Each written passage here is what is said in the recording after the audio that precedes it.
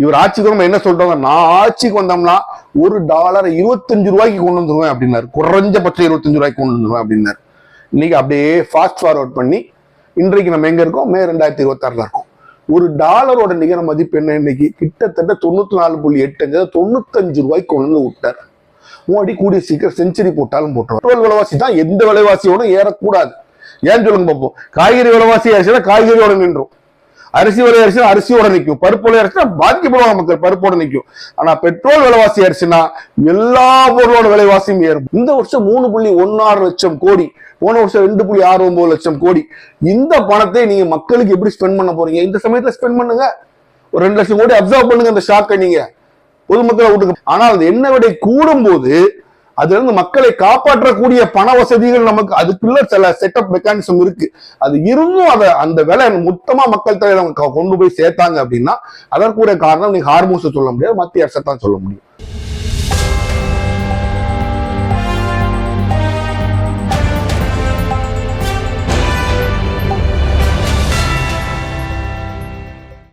Hello friends, welcome to உண்மையும் பொய்மையும்.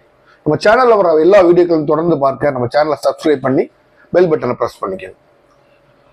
Election முடிஞ்சிருச்சு. இப்போ 4ஆம் தேதி தேர்தல் ரிசல்ட் எல்லாம் வரப்போகுது. இப்போ அதை குறித்து நம்ம பேசாம வேற விஷயத்துக்கு பார்க்க போனோம்னா மக்கள் தலையில ஒரு பேரிடி விழ காத்திருக்குங்கிறது மக்களுக்கு தெரிஞ்சிருக்கணும். அதான் அவங்க எல்லாருக்கும் தெரியும், மத்திய கிழக்குல அங்க சண்டை நடந்துட்டு இருக்கு ஈரானுக்கும் அமெரிக்காவுக்கும். இப்போ என்னதான் போர் நடக்கலைன்னாலும் ஒரு கப்பல் எண்ணெய் கூட உள்ள இருந்து ஸ்ட்ரெயிட் ஆஃப் ஹார்மோஸை தாண்டி வரமாட்டேங்குது. அதனால் எண்ணெய் பொருட்களின் விலைவாசி ரொம்ப அதிகமா ஏறிடுச்சு. அப்போ கண்டிப்பா $1 கூட நஷ்டப்படாம அரசாங்கம் நடத்தாம வியாபாரம் நடத்திட்டு இருக்கிறதா இன்றைய பாஜக அரசு. அவங்க நிச்சயமாக விலையேற்றுவாங்க. அப்ப இதற்கு காரணம் என்ன அப்படின்னு நம்ம பார்க்கும்போது, என்ன விலை கூடிருச்சு அதனால விலையை கூட்டிட்டாங்க அப்படின்னு நீங்க பார்க்க முடியாது, சொல்ல முடியாது. ஏன்னா இன்றைக்கு விற்கிற $126 இன்றைக்கு வித்துக்கிட்டு இருக்கு, $110-16 வித்துட்டு இருக்குன்னு சொல்றாங்க. யூபிஏ அரசு 2014 போகும்போது கிட்டத்தட்ட $100 கிட்ட $180-90 கிட்டதான் வித்துக்கிட்டு இருந்துச்சு. அப்ப $70 பெட்ரோலை வித்தாங்க. அதே $80-90 இருக்கும் போதும் இந்த பாஜக அரசு $102 தான் நமக்கு பெட்ரோல் வித்தாங்க. அப்ப அந்த விலைக்கு விற்கும் போதும் $30 கூட தான் வைக்கிறாங்க. இப்ப போர் சூழல் வரும்போது நிச்சயமா உங்களுக்கு தெரியும் விலைவாசி கூடும், அந்த டாலரோட அந்த எண்ணெயோட விலைவாசி கூடும். அந்த போருக்கான பின்னணி நம்ம முதல்ல சொல்லிட்டோம். அப்படி கூடும்போது உடனே இங்க எல்லாம் பேசுவாங்க, பாருங்க விலை கூடுது நியாயம் தானே அப்படின்னு ஒரு கேள்வி கேட்கும். குறிப்பாக பழுத்த பெல்ட் போட்ட எக்ஸலன்ஸ் பெல்ட் போட்ட ஒரு எக்ஸலன்ஸ் பெல்ட் ஒரு பெல்ட் இருக்கு. அந்த பெல்ட் போட்டவங்க அவங்களுக்கு அப்படி முட்டு மட்டும் கொடுக்க மாட்டாங்க, உடம்பையே கொடுத்து தூக்குவாங்க. அவங்க இப்படி பேசுவாங்க. அப்ப ஏன் விலைவாசி கூடுச்சு? போர்னால கூடிருச்சு, மோடி என்ன பண்ணுவார் அப்படின்னு சொல்லுவாங்க. அப்ப நீங்க ஒரு வார்த்தையை சொல்லணும். 2014 யூபிஏ கவர்மெண்ட் வெளியில போகும்போது மோடி ஒரு வார்த்தை சொல்லிட்டு வந்தார், ஆட்சிக்கு வந்தார், சொன்னார் அன்னைக்கு $1 58 to 60 கொடுத்து நீங்க வாங்கிடலாம், அதிகபட்சம் $60, $58 ரேஞ்சில் தான் இருந்துச்சு மே 2014. இவர் ஆட்சிக்கு நம்ம என்ன சொல்றாங்க, நான் ஆட்சிக்கு வந்தோம்னா $1 25 கொண்டு வந்துருவேன் அப்படின்னாரு. குறைஞ்சபட்சம் 25 கொண்டு வந்துருவேன் அப்படின்னாரு. இன்னைக்கு அப்படியே ஃபாஸ்ட் ஃபார்வர்ட் பண்ணி இன்றைக்கு நம்ம எங்க இருக்கோம், மே 2026 இருக்கோம். $1 நிகர மதிப்பு என்ன இன்னைக்கு கிட்டத்தட்ட 94.85 95 கொண்டு வந்து விட்டார். மோடி கூடிய சீக்கிரம் செஞ்சுரி போட்டாலும் போட்டுருவார். அப்ப $1 வாங்கணும்னா கிட்டத்தட்ட 95 இந்தியா கொடுக்க வேண்டியது இருக்கு. அப்ப $126 பேரல் வாங்கணும்னா யூபிஏ கவர்மெண்ட்ல எவ்வளவு கொடுக்க வேண்டியது, $60 கொடுத்து 100 × 126 போட்டுக்காங்க. இதை இந்த கவர்மெண்ட்ல 60 போடுறதுக்கு பதிலா 95 × 120 போட்டுக்காங்க. அப்ப டாலரோட விலை மதிப்பு என்னத்தை காமிக்குது, ஒரே விஷயத்தான் காமிக்குது. நீங்க வேற அதிகபட்சமா போக வேண்டாம். அப்போ இந்தியாவோட பொருளாதாரம் 2014 இருந்த வளர்ச்சி அந்த சமயத்தை பார்க்கும்போது மற்ற நாடு டாலர் வளர்ந்த அளவுக்கு அமெரிக்கா வளர்ந்ததுக்கு இந்திய பொருளாதாரம் வளரவில்லை, அவ்வளவுதான் காமிக்குது. இந்திய பொருளாதாரம் சரியாக வளரவில்லைங்கிறது தான் அந்த டாலரோட விலை முயற்சி காமிக்குது. இப்ப என்ன பண்ண போறாங்கன்னு உங்களுக்கு சொல்லிடுறோம். பேச்சு கசியப்பட்டு இருக்கின்றது, பத்திரிகைகள் இன்றைக்கு வருது. இன்னும் சில நாட்கள்ல $20 $30 கூட ஹையஸ்டா பெட்ரோலுடைய விலை 1 லிட்டருக்கு கூடலாம் அப்படின்னு சொல்லப்படுது. அதுக்கு முத்தாய்ப்பாக இப்பவுமே உங்களுக்கு பாருங்க, கிட்டத்தட்ட $933 கமர்ஷியல் சிலிண்டரை கூட்டிட்டாங்க. இப்ப எலெக்ஷன் முடிஞ்சு போச்சு, எலெக்ஷனுக்காகத்தான் நாங்க வாழ்க்கையை வாழ்றோம். மற்ற நேரத்துல எல்லாத்தையும் மக்களை எல்லாத்தையும் பாடுபடுத்திட்டு எலெக்ஷன் சமயத்துல மட்டும் உங்களுக்கு கொடுக்குற மாதிரி கொடுத்துட்டு எச்ச துண்டு போடவங்க தான் மக்கள். அப்போ இந்த விலைவாசி ஏறிச்சுன்னு ஒண்ணு அதுக்கும் முட்டவங்க கொடுப்பாங்க. விலைவாசி தானே, பெட்ரோல் விலைவாசி ஏறத்தான், பெட்ரோல் விலைவாசி தான் எந்த விலைவாசியோட ஏறக்கூடாது. ஏன் சொல்லுங்க பார்ப்போம். காய்கறி விலைவாசி ஏறிச்சுன்னா காய்கறியோட நின்றும், அரிசி விலை அரிசினா அரிசியோட நிற்கும், பருப்பு விலை அரிசினா பாதிக்கப்படுவாங்க மக்கள், பருப்போட நிற்கும்.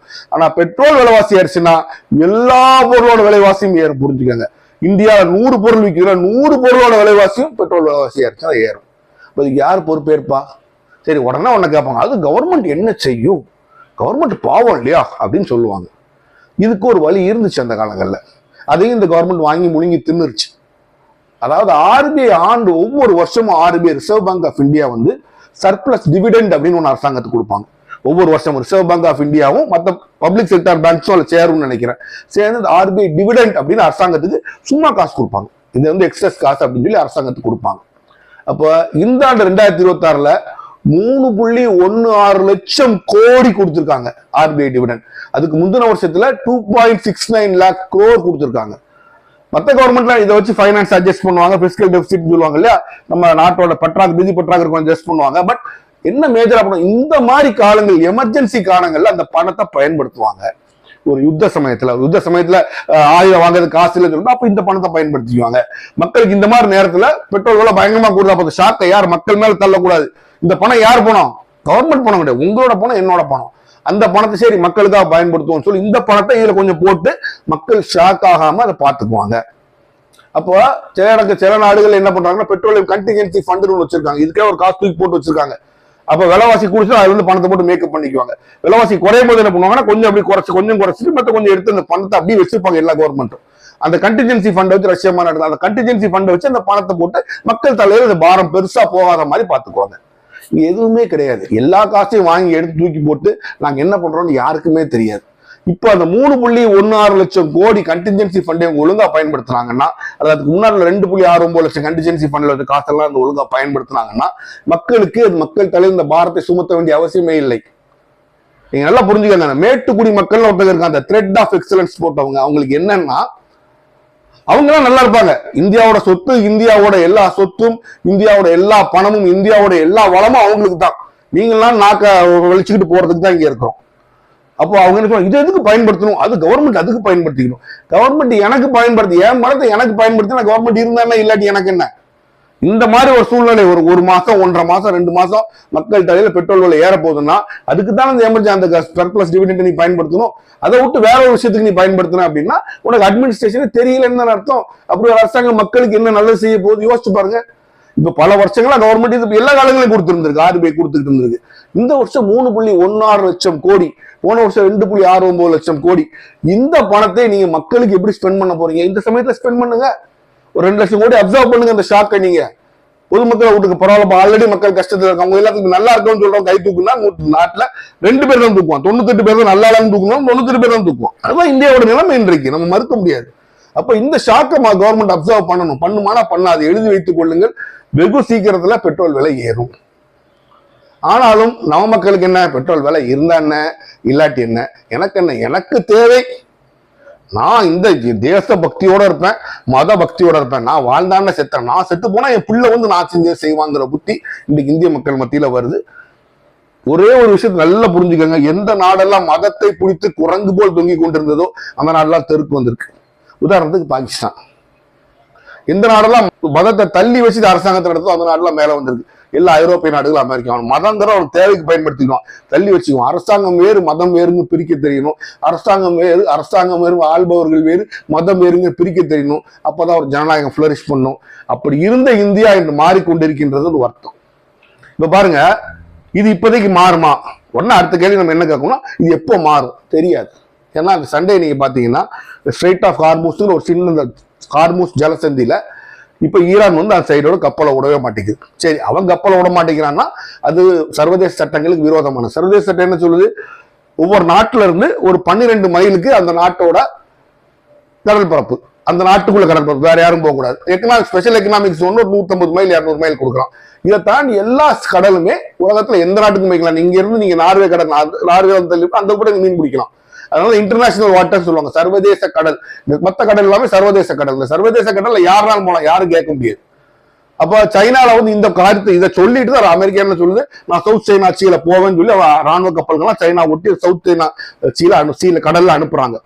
அப்ப ஏன் ரைட் ஆஃப் நேவிகேஷன், கடல் வழியா செல்றதுக்குள்ள உரிமைன்னு ஒண்ணு இருக்கு. இப்ப ஈரான் அதை பிளாக் பண்ணுதுன்னா ஏன் பிளாக் பண்ணுது? எனக்கு என்னோட ஏரியா இந்த ஏரியா போறதுனால என்ன பாதிக்கப்பட்ட எனக்கு அதுல வர்ற கப்பல்கள்லாம் எனக்கு காசு கொடுத்தா தான் நான் இன்னைக்கு விடுவேன்னு சொல்லுது. இப்ப அமெரிக்கா அதுக்கு என்ன பண்ணுது? இதுவே நம்ம பாதிக்கப்படுறோம், நான் ஈரானோட எல்லா போர்ட்டையும் பிளாக் பண்ணுவேன் அப்படிங்குது. எப்படி? அமெரிக்கா ஒரு பக்கம் என்ன சொல்லுது? ஈரானுக்கு வர எல்லா கப்பலையும் பிளாக் பண்ணுவேன் அமெரிக்கா சொல்லுது. இன்னொரு பக்கம் சவுத் சைனா சீல நான் எனக்கு உரிமை இருக்கு, நான் போவேன் அப்படின்னு சொல்லுது. அப்ப ரெண்டு முரண்பாடா இருக்கு பாருங்க. அப்ப நீங்க அடுத்து ஒரு கேள்வி கேட்கலாம், அப்ப ஈரான் பண்றது சரியா தப்பா? கேள்வி கரெக்ட். அப்ப அமெரிக்கா ஈரான் பண்றது சரியா தப்பா, அமெரிக்கா பண்றது சரியா தப்பா அப்படின்னு ரெண்டு கேள்வி சேர்ந்து வரும். எப்போ ஒரு நாட்டுக்கு வந்து நீங்க தடை விதிக்கலாம் அப்படின்னு ஒரு சட்டம் இருக்கு. சர்வதேச சட்டப்படி ஒரு நாட்டை வந்து நீங்க சாங்ஷன்ஸ் போடலாம், ஒரு நாட்டை முற்றுகையெல்லாம் எப்போ இடலாம் அப்படின்னு இருக்கு. அப்ப அதனால நீங்க செக்யூரிட்டி கவுன்சில்ல அதுக்குன்னு ரெசல்யூஷன் சொல்லுவாங்க, தீர்மானம் பாஸ் பண்ணி, அந்த தீர்மானம் பாஸ் ஆனாதான் நீங்க வந்து ஒரு நாட்டை முற்றுகை போடுறதோ அந்த நாட்டு மேல சாங்ஷன் போடுறதோ போடணும். செக்யூரிட்டி கவுன்சில்ங்கிறது 18 மெம்பர்ஸ் இருப்பாங்க, 5 மெம்பர்ஸ் பெர்மனன்ட் மெம்பர்ஸ். பெர்மனன்ட் மெம்பர்னா யாருன்னா America, Russia, China, France, England. இந்த 5 நாட்டுக்கும் வீட்டோன்னு ஒரு பவர் உண்டு. அப்ப ஒரு 18 மெம்பர்ஸும் ஒரு தீர்மானம் கொண்டு வந்து அது நிறைவேறிடுச்சு. இந்த 5 நாடு இருக்கு பாருங்க, இந்த 5 நாடும் எதிர்த்துச்சுன்னா அந்த தீர்மானம் செல்லாது. சரி, 18 மெம்பர்ஸ் கொண்டு வந்து 18 பேர் ஆரம்பிச்சு இருக்கிற எல்லா மெம்பர்ஸ் ஆதரிச்சுட்டாங்க. 5ல 4 பேர் ஆதரிக்கிறாங்க, ஒருத்தர் எடுத்தாலும் அந்த தீர்மானம் செல்லாது. அந்த 5 பேர் கொடுக்கப்பட்டிருக்க அந்த பவர் தான் வீட்டோ. அதுல 5ல எல்லாரும் பாஸ் பண்ணி ஒருத்தர் எதிர்த்தா கூட அந்த பில் பாஸ் ஆகாது. ஒண்ணு அவங்க அப்ஸ்டைன் பண்ண வாக்களிக்கவில்லைன்னு சொல்லணும், ஒருத்தர் எதிர்த்தா கூட பாஸ் பண்ண முடியாது. இந்தியாக்காக ரஷ்யா நிறைய தடவை பயன்படுத்தி இருக்கு. காஷ்மீருக்குள்ள ரெசல்யூஷன் கொண்டு வரும்போது ரஷ்யா வந்து நமக்காக வீட்டோ பண்ணுவாங்க. எல்லாரும் மெஜாரிட்டியில பாஸ் ஆனாலும் ரஷ்யா வந்து இல்ல நான் அதை பாஸ் பண்ண மாட்டேன் எதிர்த்து வாக்களிக்கும், அந்த ரெசல்யூஷன் இல்லாம போயிடும். அப்ப இப்ப அமெரிக்கா என்ன பண்ணியிருந்திருக்கணும்? செக்யூரிட்டி கவுன்சில்ல போய் அங்க ஒரு ரெசல்யூஷனை வச்சு பிளாக்கேட் பண்ணிடுவோம் அப்படின்னு சொல்லி பிளாக்கேட் பண்ண போறோம்னு ஒரு தீர்மானம் போட்டு, அந்த தீர்மானம் ஏகமனதாக அந்த செக்யூரிட்டி கவுன்சில்ல பாதுகாப்பு கவுன்சில்ல பாஸ் ஆனதான் அதை பண்ண முடியும். அமெரிக்கா ஒரு ரெசல்யூஷன் கொண்டு வராங்க. அதாவது எப்படி கொண்டு வராங்க? ஈரானுக்கு அந்த ஸ்ட்ரைட் ஆஃப் ஹார்மோஸ் ஜலசந்தி அடைக்க உரிமை இல்ல, அந்த பாத்வே ஓபன் பண்ணுங்கிற ஜலசந்தி கொண்டு வரும்போது இந்தியாவை சப்போர்ட் பண்ணுது. எல்லாரும் வரணும் அந்த பாத்து அடைக்க கூடாதுன்னு சொல்லும் போது இதை சைனாவும் ரஷ்யாவும் சேர்ந்து அதை தோக்கடிக்கிறாங்க. அப்ப அது வந்து இன்னைக்கு இல்ல. அப்ப அமெரிக்கா முற்றுகை போடுறதும் தப்பு தான். அமெரிக்கா எப்படி முற்றுகை போட முடியும்? ஏன்னா முற்றுகை போடுறதுக்குள்ள பெர்மிஷன் செக்யூரிட்டி கவுன்சில் கொடுக்கல. நீயா இஷ்டப்பட்ட எல்லா நாட்டோட போட்டு நீ முற்றுகை போட்டேன்னா அப்ப செக்யூரிட்டி கவுன்சில் ஒண்ணு இருக்கு, ஐநாங்கிறது எதுக்கு இருக்கு? நீ இந்த போரை எப்போது ஆரம்பித்திருந்திருக்க வேண்டும்? நீ ஐநால செக்யூரிட்டி கவுன்சில் ரெசல்யூஷன் போட்டு அந்த ரெசல்யூஷனை கொண்டு வந்து அந்த ரெசல்யூஷன் மதிக்கல அப்படின்னா, இந்த மாதிரி ரெசல்யூஷன் இருக்கு, இந்த ரெசல்யூஷன் மதிக்கல, அதனால வந்து நம்ம ஈரான் மேல சாங்ஷன் போட்டு கொண்டு வந்து அதுக்கப்புறம் திருப்பியும் மதிக்கல அப்படின்னா நீ சண்டை போடுறதுக்கு பெர்மிஷன் வாங்கி நீ சண்டை போடணும். ஏன்னா குவைத் யுத்தம் நடக்கும்போது பாத்தீங்கன்னா குவைத்தை ஈரான் போய் சண்டை போட்டுச்சு, ஈராக் போய் பிடிச்சதுக்காண்டி போய் சண்டை போட்டோம்னா உலகத்துல ஜஸ்டிஃபை பண்ணலாம். இது ஈரான் அங்கேயே தான் இருக்கு, எவனையும் பிடிக்கல. அப்ப அந்த நாட்டுக்குள்ள நீ போகணும்னா உனக்கு ஐநாவோட சாங்ஷன் வேணும். அது இல்லாம அமெரிக்கா பண்றது இன்னைக்கு தவறு. இப்படி இவனுங்கெல்லாம் குண்டக்க மண்டக்க பண்ணி வச்சு இப்போதைக்கு இந்த ஸ்ட்ரைட் ஆஃப் ஹார்மோஸ் உடனே தொடக்கிற மாதிரி இல்ல. அமெரிக்கா என்ன சொல்றது? எல்லா நியூக்ளியர் ஃபெசிலிட்டி, நியூக்ளியர் என்ரிச்மெண்ட்டையும் ஈரான் நிறுத்தணும். நியூக்ளியர் வெப்பன் ஈரான் இருக்கு, தயாரிக்கக்கூடிய உரிமையில தயாரிக்கக்கூடிய வசதி கூட ஈரான் இருக்கக்கூடாதுன்னு அமெரிக்கா சொல்ல. அவன் முடியாது அப்படின்றான். இப்போதைக்கு இது ஒரு முடியா பிரச்சனையாகத்தான் இது ஓடிக்கிட்டு இருக்க தவிர, இந்த பிரச்சனையில வந்து இந்தியாவோட நடுநிலைமையை நம்ம எடுத்து என்ன சொல்றாங்கன்னா, இது ஈரான் பண்றது தப்பு தான், ஈரான் பண்றது தப்பு தான், அமெரிக்கா பண்றது தப்பு தான். அப்ப நம்ம என்ன பண்ணோம்? அடுத்து நாம் செய்ய வேண்டிய வேலை என்னன்னா, இது தப்பு அவன் தப்புன்னு சொல்லி ஆக போறது இல்லை, ஆல்டர்னேட் சோர்சஸ் ஆஃப் ஆயில் நம்ம பார்த்து தான் ஆகணும். அப்போ அந்த ஆல்டர்னேட் சோர்ஸ் ஆஃப் ஆயில் பாக்குற வேலைகளை மத்திய அரசு செஞ்சாகணும். வேற எங்கிருந்து நமக்கு ஆயில் கிடைக்கும்? அதுக்கு ஒரு சின்ன ஒரு பிளஸ் நமக்கு என்ன வந்திருக்குன்னா, oil production and exporting countries, ஓபெக்னு சொல்லுவாங்க. அதெல்லாம் எல்லா எண்ணெய் தயாரிக்கும் நாடுகளும் இருக்கும். அவங்கன்னா விலை கூடியாமையும் குறையாம பாக்குறது, இவ்வளவுதான் என்ன ப்ரொடியூஸ் பண்ண ஒரு கேப் வச்சுக்குவாங்க, அதுக்கு மேல ப்ரொடியூஸ் பண்ண விட மாட்டாங்க. இப்ப என்ன விலை சரிஞ்சிடக்கூடாதுன்னு. இப்ப யூஏங்கிறது உங்கெல்லாம் இருக்க முடியாம என் எக்கானமி கீழே வந்து போச்சு, நான் வெளியில வரேன், ஓபேக்ல இருந்து வெளியில போறேன்னு சொல்லி வெளியில போயிடுச்சு. இப்ப இந்த மாதிரி நாடுகளோட நீங்க டைரக்டா டீல் பண்ணி என்ன வாங்குறதுக்குள்ள வழியை பார்க்கணும். சுத்து வழியில கொண்டு வரதுக்காச்சும் நீங்க வழியை பார்க்கணும், ஏதாட்ட ஸ்பெஷல் பெர்மிஷன் வாங்கணும். எல்லாத்தையும் போய் கட்டி பிடிப்பாரு, திரும்பணும்னு எல்லாரோட முதுகுல மிதிச்சு அனுப்புவான். எங்கேயும் நமக்கு நட்பு நாடுகள்ங்கிறது இப்ப கிடையாது. அப்ப இந்த எண்ணெய் விலை கூடுவதற்கு ஸ்ட்ரைட் ஆஃப் ஹார்மோஸ் ஒரு காரணமாக இருக்கலாம். ஆனால் அந்த எண்ணெய் விலை கூடும் போது அதுல இருந்து மக்களை காப்பாற்றக்கூடிய பண வசதிகள் நமக்கு அதுக்குள்ள சில செட்டப் மெக்கானிசம் இருக்கு. அது இருந்தும் அதை அந்த விலை மொத்தமா மக்கள் தலையில கொண்டு போய் சேர்த்தாங்க அப்படின்னா அதற்குரிய காரணம் நீங்க ஹார்மோஸை சொல்ல முடியாது, மத்திய அரசை தான் சொல்ல முடியும். அப்போ நான் சொன்ன இந்த RBI டிவிடெண்டுங்கிறத இந்த மாதிரி நேரங்கள்லயாச்சு மக்கள் நலனுக்காக அவங்க பயன்படுத்தணும். இவங்க எல்லாத்தையும் செலவழிச்சு அதை பிஸ்கல் டெபிசிட் சொல்லுவாங்க, நிதி பற்றாக்குறை தூக்கி போட்டு அதை மேக்கப் பண்ணக்கூடாது. இந்த தடவையாச்சு அவங்க இந்த இதை எடுத்து இந்த நிதி எடுத்து மக்களுக்காக பயன்படுத்தினாங்கன்னா பெட்ரோலிய விலைவாசியை மக்கள் தலையில வைக்காம ஏத்தாம இவங்க அரசாங்கம் கொஞ்சம் பேர் பண்ணிக்கலாம், முடியும், நிச்சயமாக முடியும். ஆனா செய்வாங்கன்னா ஒரு விஷயம் நான் எழுதி தரேன், யூபி அரசாங்கம் வேண்டாம் கொஞ்சம் மக்களை பத்தி கொஞ்சம் என்னைக்காச்சும் யோசிக்குமே தவிர இந்த அரசாங்கம் நிச்சயமா செய்ய மாட்டாங்க. உங்களுக்கு இன்னொரு இடியும் நான் உங்களுக்கு சொல்லிடுறேன், கூடிய சீக்கிரம் E20 பெட்ரோல் போட்டே வண்டிகள் ரிப்பேர் ஆகிருக்கு. இதை காரணம் காமிச்சு நிச்சயமாக இந்த E20 அப்படிங்கிற பெட்ரோலை E50 E40 E60 70 வரைக்கும் கூட இவங்க கொண்டு போவாங்க. அந்த ஈங்கிறத கொண்டு வரல, பெட்ரோல் கொண்டு வர்றதுனால லாபம் அப்படின்னு நமக்கு சொல்லுவாங்க, அது நிச்சயமாக கிடையாது. அது இன்னொரு நாளைக்கு இன்னொரு சப்ஜெக்ட்ல நம்ம பேசிக்குவோம். இப்போ எப்படி பார்த்தாலும் வெகு விரைவில் நமக்கு ஒரு பெட்ரோல் விலைவாசி ஏற்றம் இருப்பதற்கான ஒரு மிக மிக மிக பெரிய வாய்ப்பு இருக்கின்றது. மீண்டும் சந்திப்போம்.